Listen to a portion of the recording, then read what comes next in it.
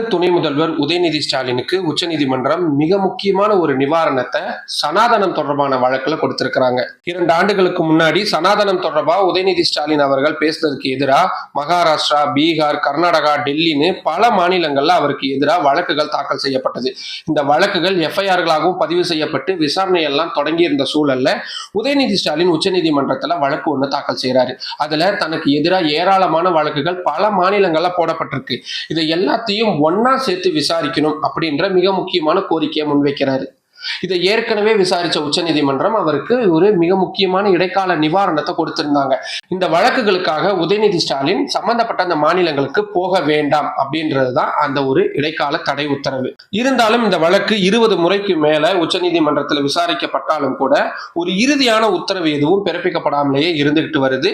மொத்தத்துல அரசியல் ரீதியிலான பேச்சுகளுக்கு இடம் கொடுக்கக்கூடிய வகையில இந்த வழக்குகள் இன்னும் முடித்து வைக்கப்படாம அப்படியே நிலுவையில் இருக்கிறதையும் பார்க்க முடியுது.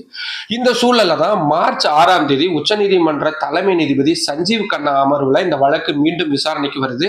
அப்போ உதயநிதி ஸ்டாலின் சார்பில் ஆஜரான மூத்த வழக்கறிஞர்கள் இந்த வழக்குகள் அனைத்தையும் நீங்க ஒன்னா சேர்த்து விசாரிங்க, நாங்க விசாரிக்க வேண்டாம்னு சொல்லல, ஆனா எல்லாத்தையும் ஒன்னா சேர்த்துருங்க, சென்னை ஹைகோர்ட்டுக்கு மாத்துங்க, அப்படி முடியாட்டி கர்நாடகா கோர்ட்டுக்காவது மாத்திருங்க, நாங்க அங்க விசாரணையை எதிர்கொண்டுக்கிறோம் அப்படின்னு சொல்லியிருந்தாங்க.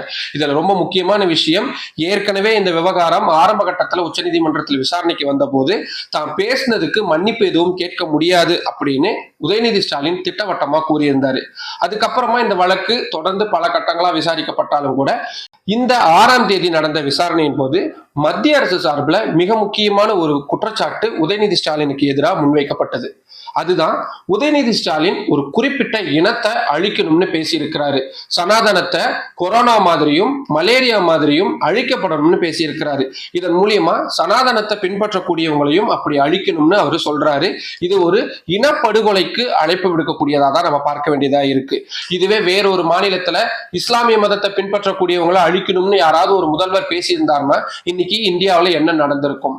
இந்த சனாதனத்தை பின்பற்றக்கூடியவங்க வன்முறையை பின்பற்றக்கூடியவங்க கிடையாது, அவங்க அமைதியா இருக்கக்கூடியவங்க. அதனாலதான் அவங்களுக்கு எதிராக இப்படியான பேச்சுகள் இருக்கு அப்படின்ற மாதிரியான காரசார குற்றச்சாட்டுகளை மத்திய அரசுடைய சொலிசிட்டர் ஜெனரல் துஷார் மேத்தா உதயநிதி ஸ்டாலினுக்கு எதிராக முன்வச்சாரு.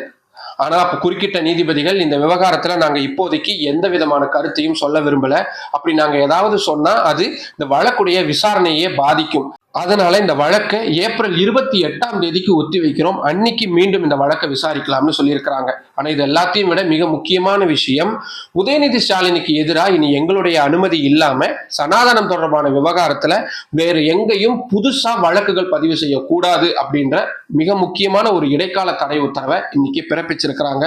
இது உதயநிதி ஸ்டாலினுக்கு இந்த சனாதனம் தொடர்பான வழக்கில் கிடைச்ச மிக முக்கியமான இடைக்கால நிவாரணமா பார்க்கப்படுது.